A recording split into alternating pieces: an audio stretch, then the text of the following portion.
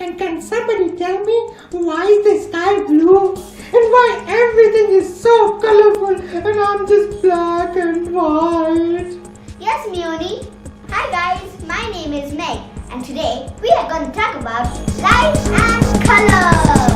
Light is a type of energy. It exists as a wave and a particle. The sun produces light. The light that Earth receives from the sun has many benefits. Without light, all humans and living creatures and plants would die. Mioni, did you know that plants make their own food from sunlight? It is called photosynthesis. Without sun, plants will die. Without plants, we won't have any food to eat. Sunlight also produces heat for us. So without it, it would be too cold. The sun produces energy, heat, light and helps with food. So, thank you Mr. Sun. Where is sun? Oh, I think Mr. Sun is outside. Let's go and thank Mr. Sun out in the sun. Thank you Mr. Sun. Yeah, thank you, Mr. Sun. Ow, my eye!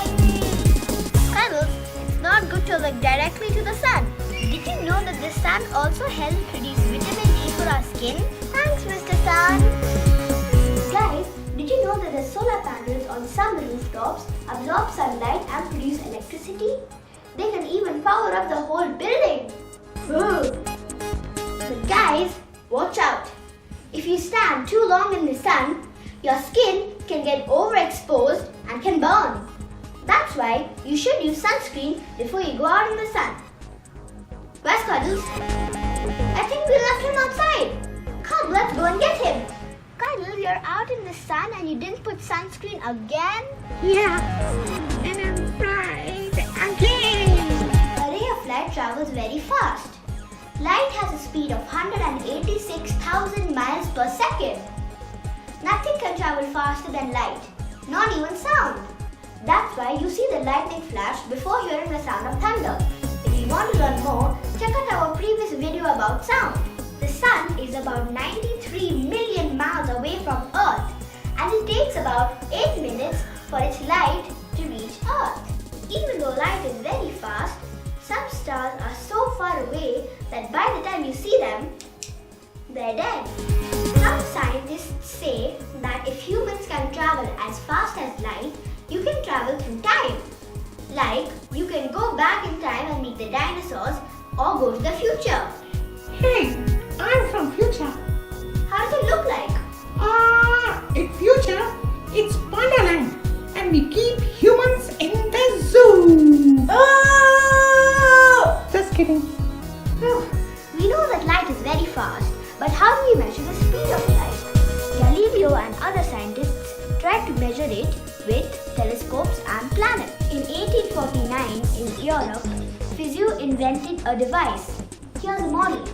Let's see if it works. We made a rotating wheel with cogs in it and put a mirror behind it.